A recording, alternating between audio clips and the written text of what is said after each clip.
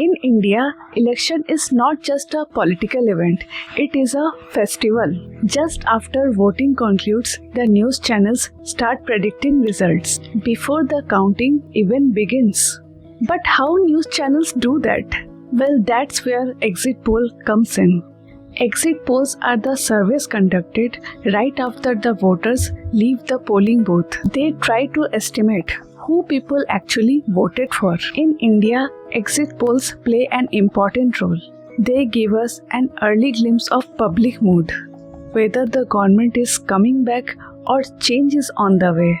NDTV, India Today use them to spark debates, discussions, and keep citizens engaged in democracy. Political parties also watch them closely to form alliances and future strategies. But here is the catch. Exit polls are not always accurate. A lot of people confuse exit polls with actual results, but they are very different things. To understand India's exit poll problem, we have to go back to 2004. The NDA government under respected Prime Minister Atal Bihari Vajpayee was riding high. Economy was growing. The foreign exchange had crossed $100 billion. BJP had just won 3 big state elections. They were so confident they called Lok Sabha elections 6 months early. Their slogan was India Shining. Every poll agreed. NDA was cruising to victory. India Today projected 330 seats for NDA. NDTV said 287 to 307 seats for NDA. On an average, every agency vouched for around 252 seats. But what was the actual result? It was completely opposite. BJP-led NDA secured only 187 seats, while the UPA alliance won 216 seats, defying all the projections that suggested victory for NDA. Sensex crashed over 15% in a single day. Around $40 billion in market value wiped out in a week. The polling agencies definitely missed something. Rural India, that was not shining. Farmers were dealing with drought, workers with unemployment, people who never benefited from the IT boom and who turned up to vote their frustration. These were the voters who were hard to reach, hardest to survey, and ultimately the ones who decided the election. The polls had measured the India they could see. They missed the India they could not. After 2004, the polling agents became more cautious, more humble, sort of. In 2014, they did predict a Modi win. But how big a win? That they got wrong. Most polls predicted NDA would get around 220 to 250 seats, a majority, but a narrow one. The actual result?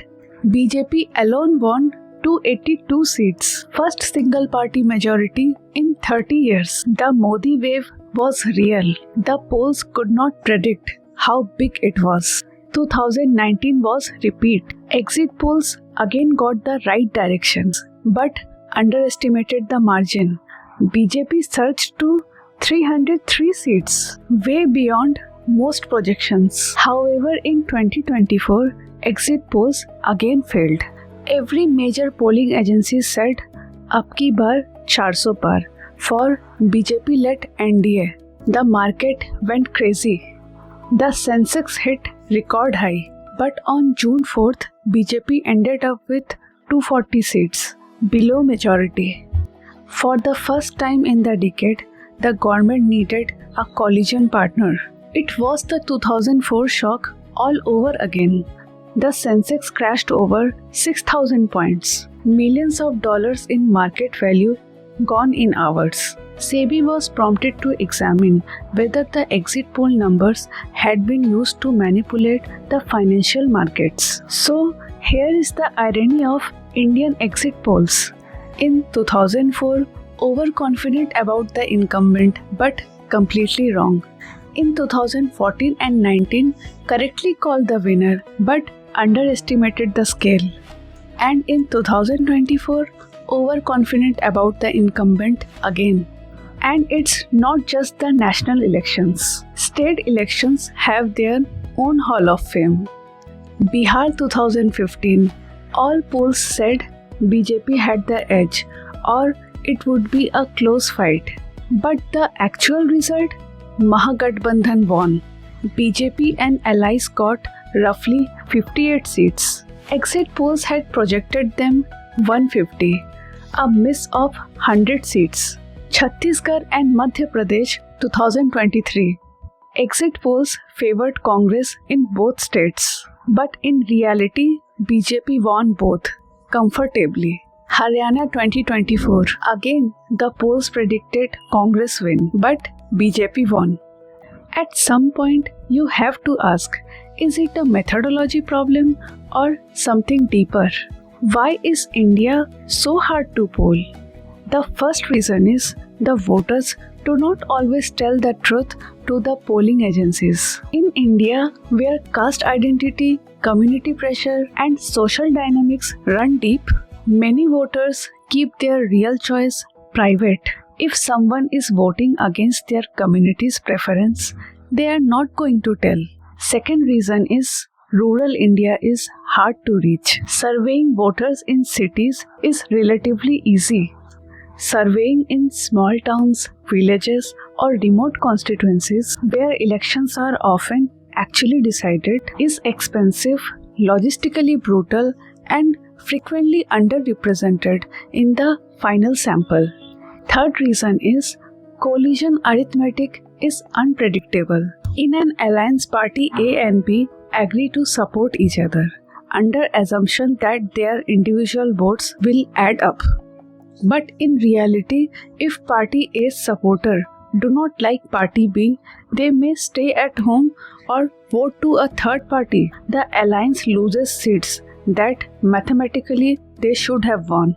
When two parties form an alliance, some local leaders are denied ticket to contest. Then these leaders often run as rebels or independents. Even if the rebel does not win, they may cut a small percentage of alliance's core vote share. To win an election, a coalition needs thin edge across all seats rather than a deep edge across few seats.